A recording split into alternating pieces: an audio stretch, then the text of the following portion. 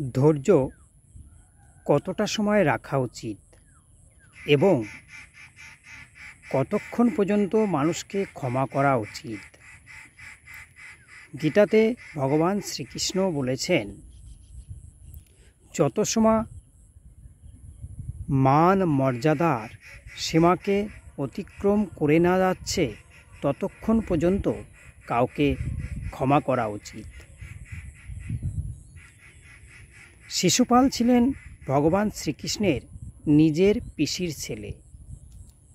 তার পিসি যখন জানতে পারলেন শিশুপালের মৃত্যু হবে শ্রীকৃষ্ণের হাতে, তখন শিশুপালের মা শ্রীকৃষ্ণের কাছে গিয়ে প্রার্থনা করলেন তার ছেলের নিয়তি বদলানোর জন্য। ভগবান শ্রীকৃষ্ণ তার পিসিকে কথা দিলেন শিশুপালের 100টি পাপ তিনি ক্ষমা করবেন। তারপর শিশুপাল বড় হয়ে রুক্মিণীকে ভালোবাসলেন আর রুক্মিণী ভালোবাসলেন শ্রীকৃষ্ণকে। এর ফলে শিশুপাল শ্রীকৃষ্ণকে নিজের শত্রু মনে করতে লাগলেন এবং বিভিন্নভাবে শ্রীকৃষ্ণকে অপমান করে যেতে থাকলেন। এমনকি যুধিষ্ঠিরের রাস্য যজ্ঞে শ্রীকৃষ্ণকে শিশুপাল বিভিন্নভাবে কখনো রাধারানীকে নিয়ে, কখনো রুক্মিণীকে নিয়ে, কখনো দ্রৌপদীকে নিয়ে অপমান করতে থাকেন।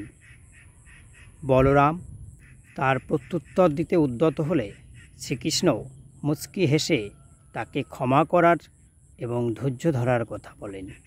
কিন্তু এভাবে অপমান করতে করতে শিশুপাল যখন 100টি পাপের গণ্ডি অতিক্রম করে গেলেন, শ্রীকৃষ্ণ তখন তাকে হত্যা করলেন।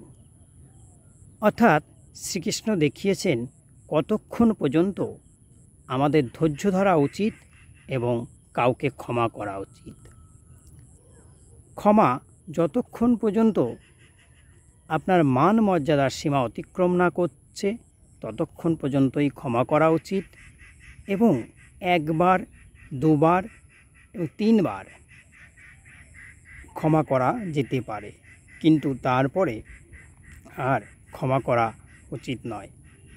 সেটা তখন আপনার দুর্বলতা হিসাবেই প্রকাশ পাবে। জয় শ্রীকৃষ্ণ। প্রত্যেক দিন গীতার বাণী শোনার জন্য সঙ্গে থাকবেন।